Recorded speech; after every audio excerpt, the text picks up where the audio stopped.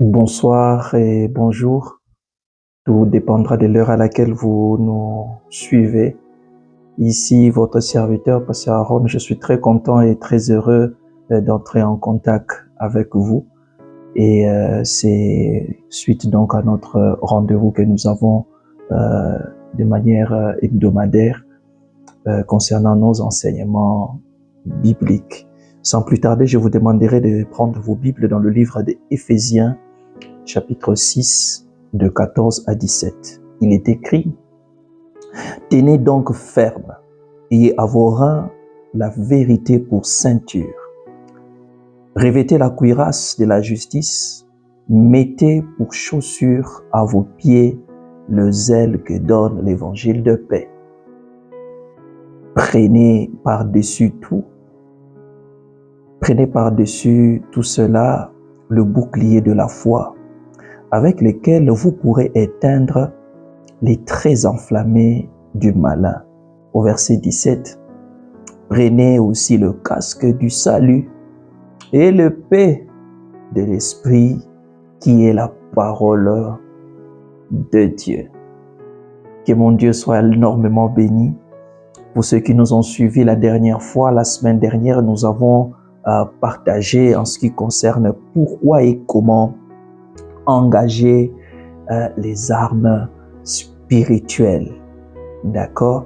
Et pour ceux qui se souviennent très bien, nous avons dit que sur les 6 armes, par la grâce de Dieu que nous avons énumérées, la dernière fois nous avons vu que je dirais 4, n'est-ce pas? Et nous avions dit sur les 6 armes spirituelles que nous voyons ici dans Éphésiens chapitre 6, le Seigneur nous parle au travers de Paul sur 5 armes qui sont défensives et une qui est offensive. Et par là, nous avions compris que le Seigneur mise le maximum sur notre protection, sur ta protection. Le Seigneur veut que tu sois protégé, n'est-ce pas?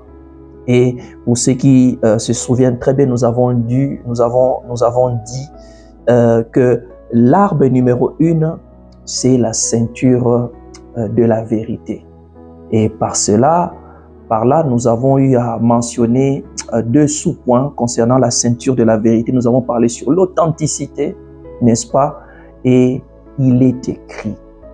L'authenticité et il est écrit font partie de ce qu'on appelle la ceinture de la vérité, du moins sur ce que l'Esprit nous a mis à cœur la dernière fois où nous avions abordé cette pensée. Et nous avons découvert aussi que cette ceinture de la vérité nous permet de nous protéger contre toute activité mensongère de l'ennemi. Alléluia.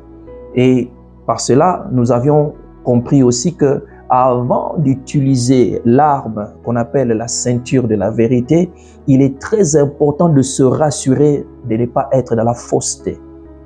Ouais.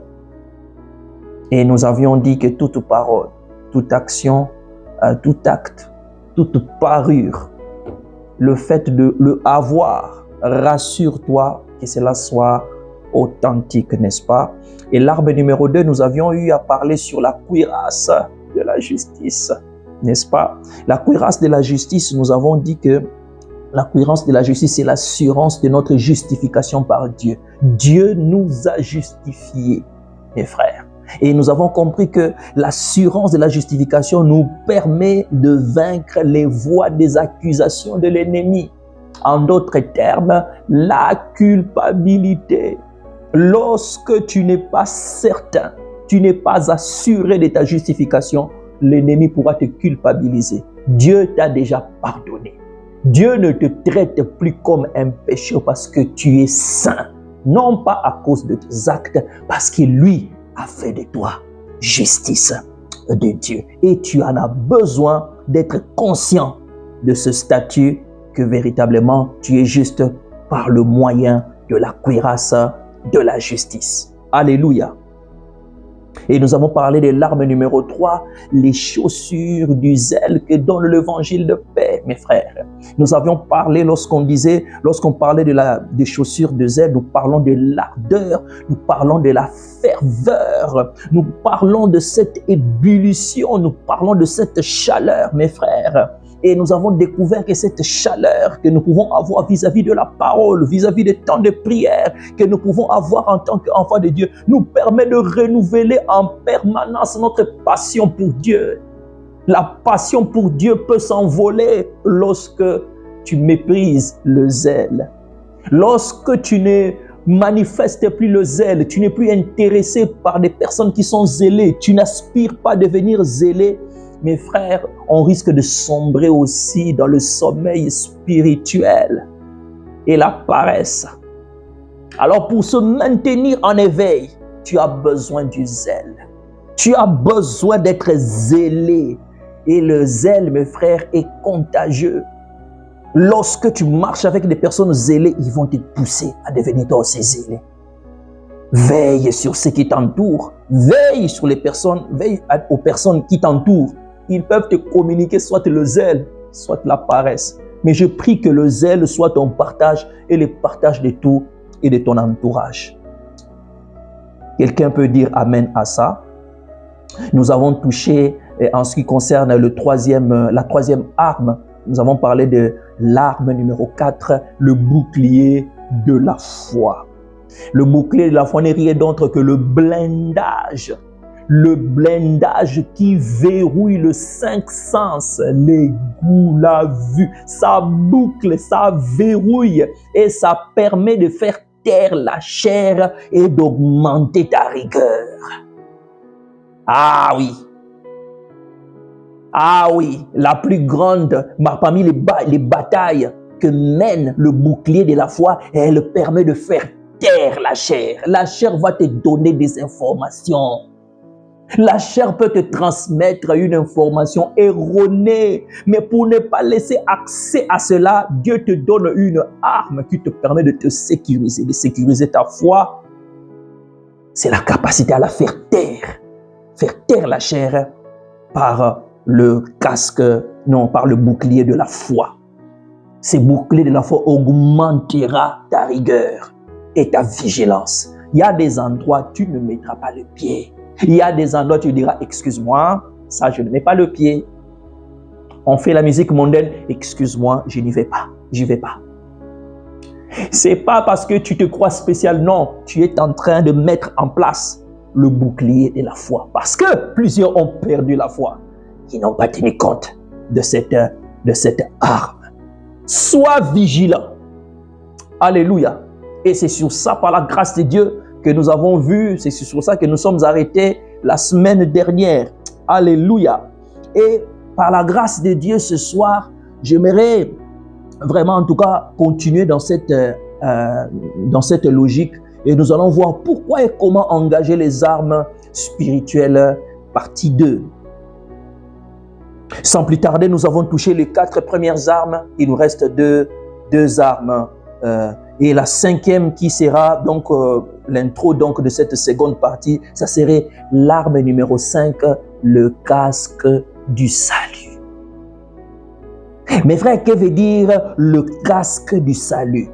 Déjà en grec, casque, ça veut dire periképhalai, qui signifie autour de la tête. Autour de la tête. Le casque, mes frères, nous découvrons que le casque, c'est une pièce d'armure de protection individuelle. C'est une pièce d'armure de protection individuelle de la tête contre le traumatisme crânien. Mais aussi, le français nous fait comprendre que le casque, c'est un équipement qui permet de réduire le risque de lésions cérébrales graves. Lésions cérébrales graves, mais aussi le risque de mort. Ah oui. Pasteur, qu'est-ce que tu veux nous dire par là? Le casque du salut, aussi longtemps que le casque de façon générale réduit les troubles, empêche qu'il y ait un risque que ta tête ne cogne nulle part. Ainsi, le casque du salut nous ramène à la pensée où se passe ce qui se passe dans la tête, puisque le casque sécurise la tête. Et dans la tête, la chose la plus importante qu'on appelle le système de pensée.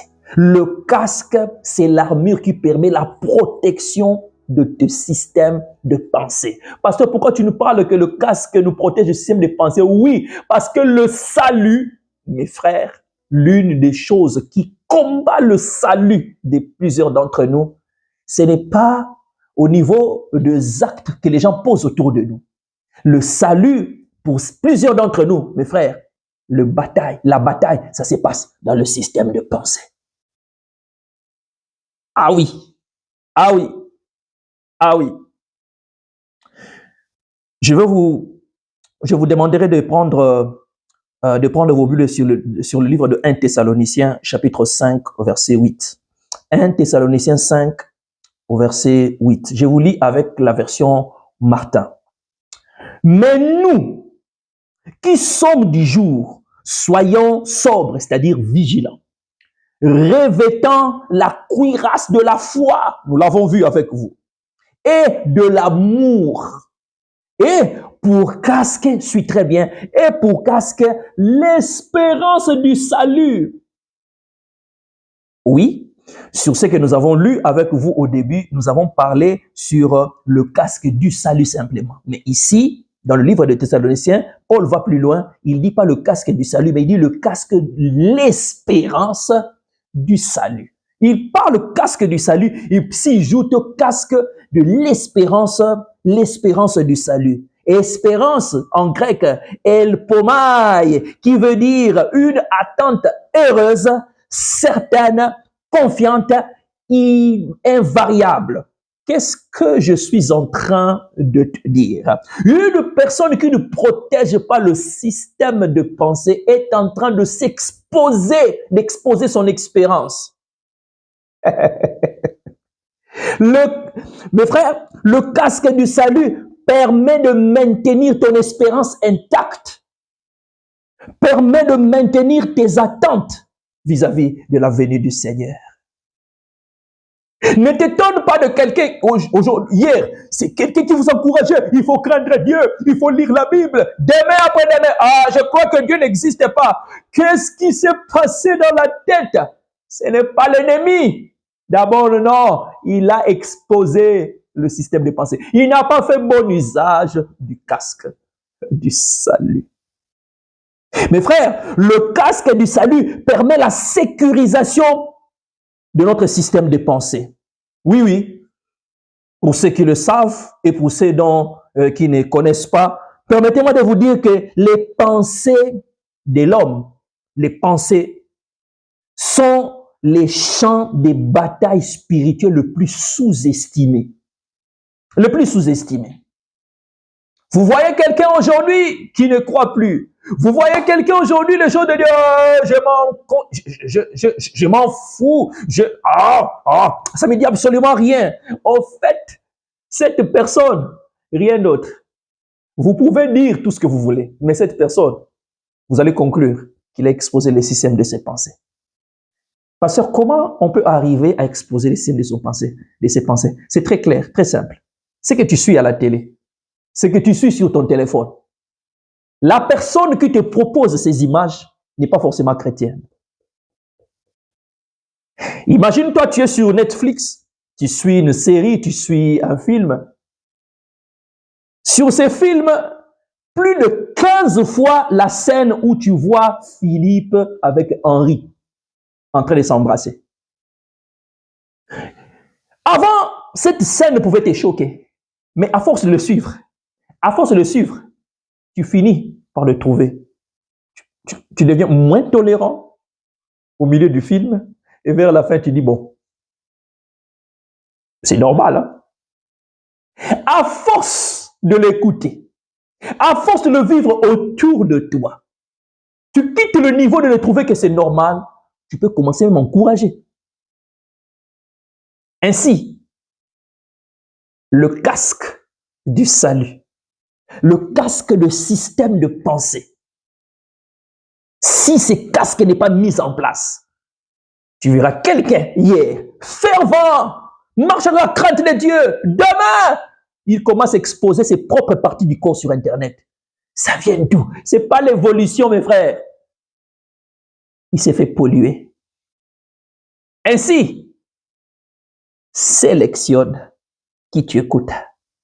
Sélectionne qui tu attends. Je vais ouvrir même une parenthèse. Quand tu n'es pas encore mûr pour faire face à certains défis, pour résoudre certains problèmes conflictuels, ne mets pas tes yeux, ne mets pas ta bouche dedans. Sinon, au lieu que tu puisses apporter la solution, tu vas aller vouloir copier les actes et tu cherches, tu deviens toi-même le reproducteur des actes que tu as vus à la télé, sur Internet, ou bien les personnes vers qui tu as voulu aider.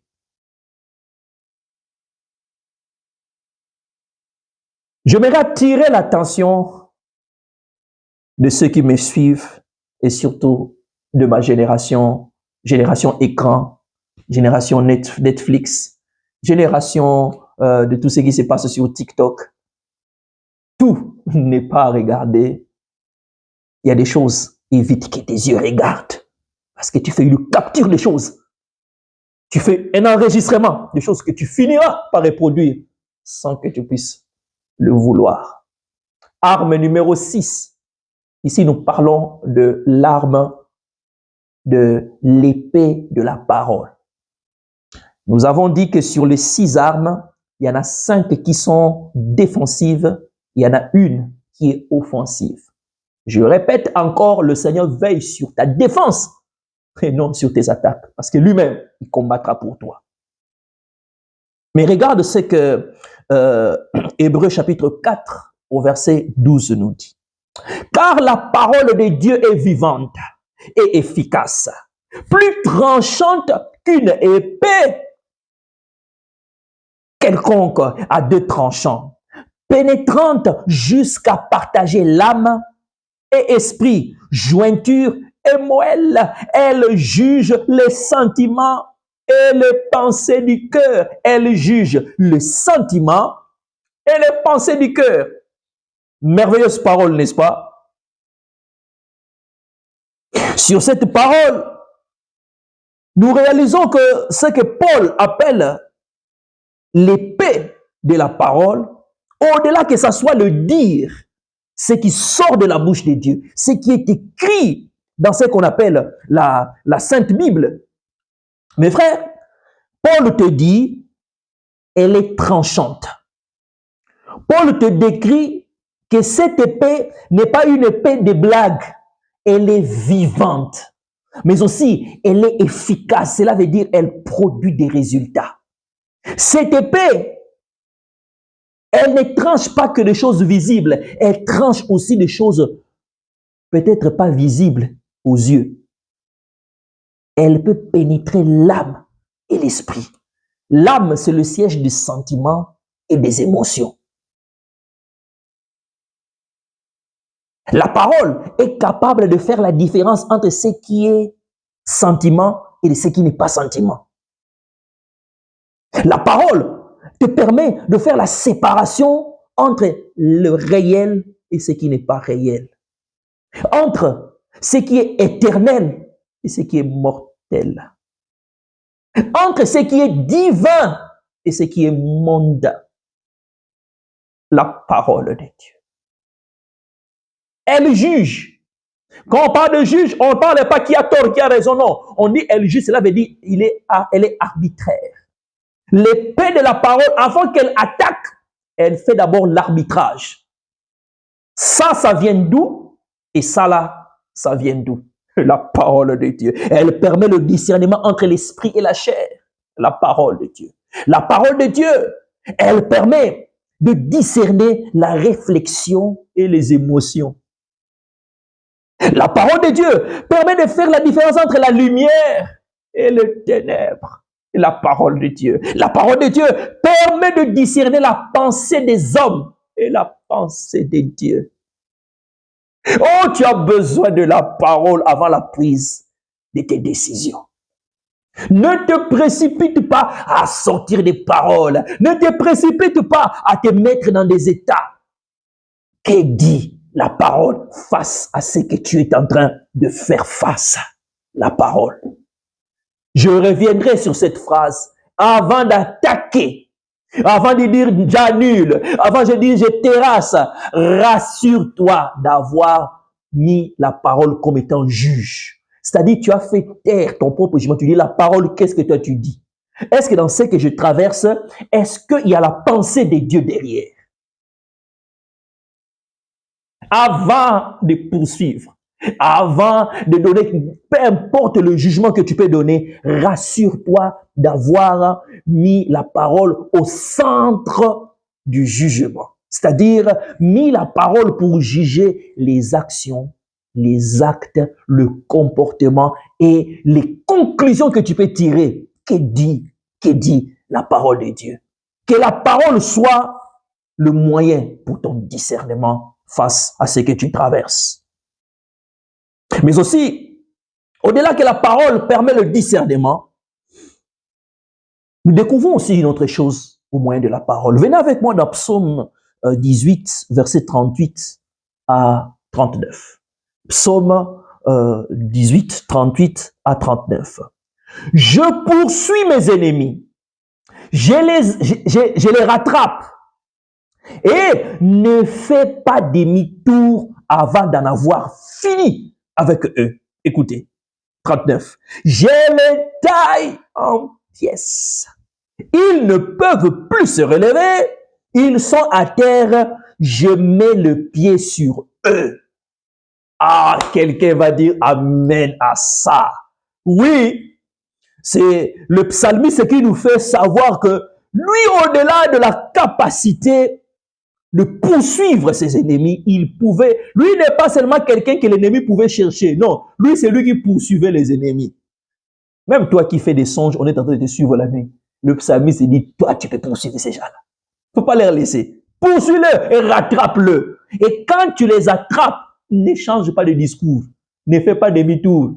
Fais une chose, cherche à finir avec eux. Comment? En les taillant en pièces. Ah oui, en les taillant en pièces. Ils ne peuvent plus se relever. L'épée de la parole, c'est l'instrument qui te permet de mettre à terre toute forme d'ennemi. On dit amen à ça. Ne prie plus sans utiliser la parole de Dieu. Ah. Ne fais plus de déclarations au hasard. Ah, je ne suis pas d'accord avec ça. Non, non, non. Quand une parole provocatrice vient sur toi, une parole de malédiction est venue sur toi, ne dis pas que je ne suis pas content de ça. Non, dis-lui, je n'annule cela conformément à la parole de Dieu. Ils me feront la guerre, mais ils ne me vaincront pas. Hey, il est écrit dans la Bible.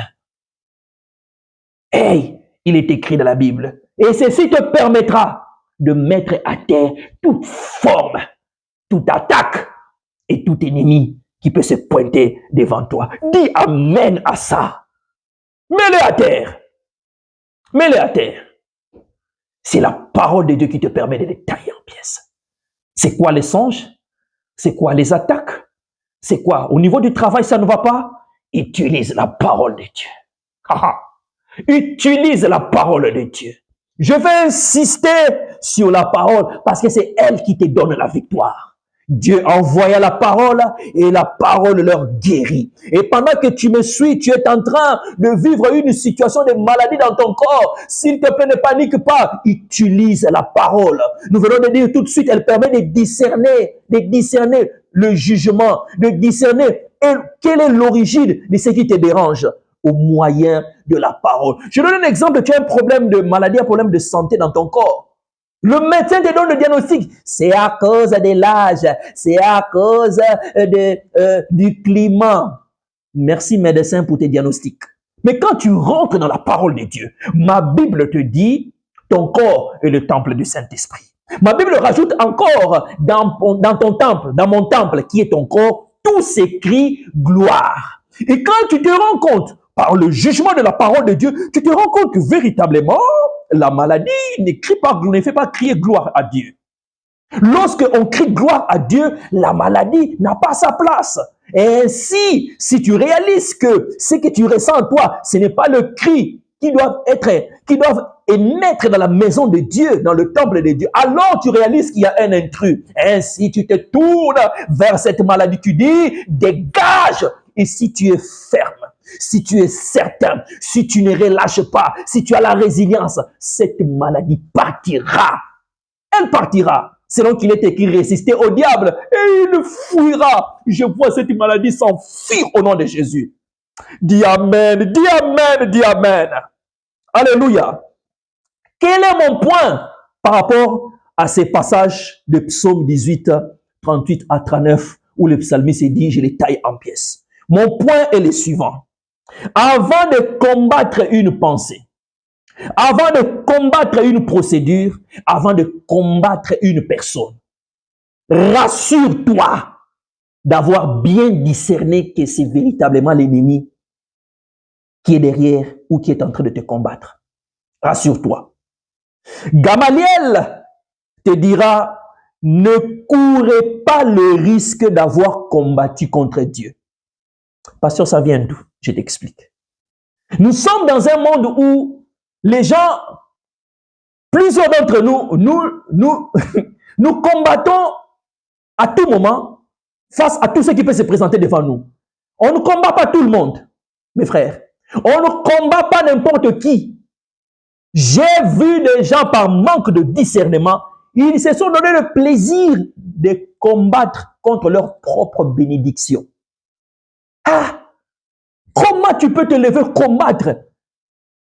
Parce que Dieu ne visite pas des hommes. Dieu ne visite pas des femmes. Dieu t'envoie quelqu'un, tu le manques du respect. Dieu t'envoie quelqu'un, mais tu le descends. Dieu t'envoie quelqu'un, mais tu commences à avoir des attitudes de comportement. Même la bénédiction que Dieu a voulu libérer au travers de cette personne-là, ça part. Que de frères qui ont loupé leur porte, leur mariage. À cause de quoi? Ils n'ont pas discerné.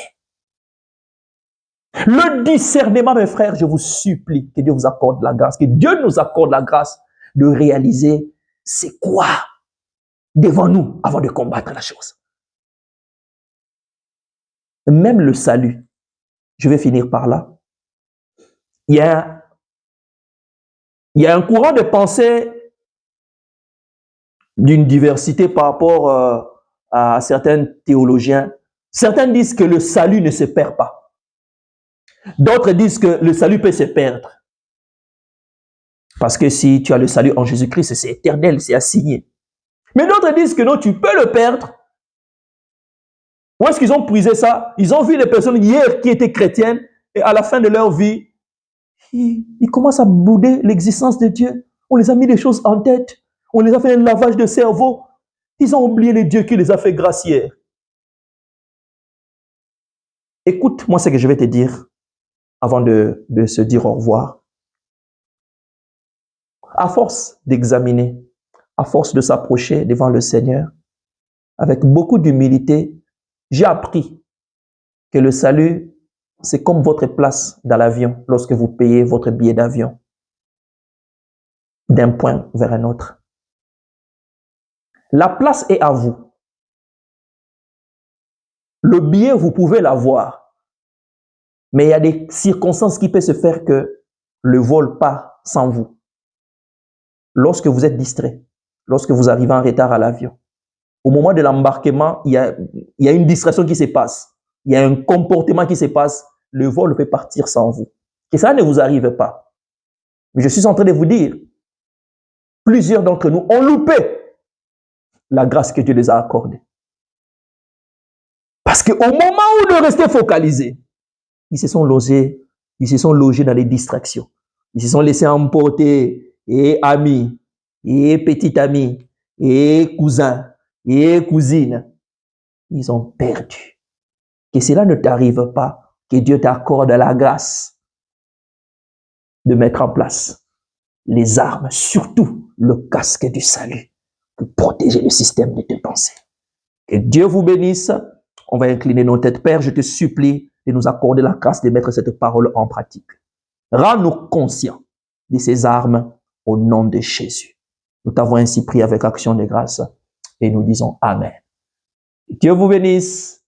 God bless you. Bog Blagaslavit Vas. Deus você abençoe. Chez nous, on dit paka paka. Paka.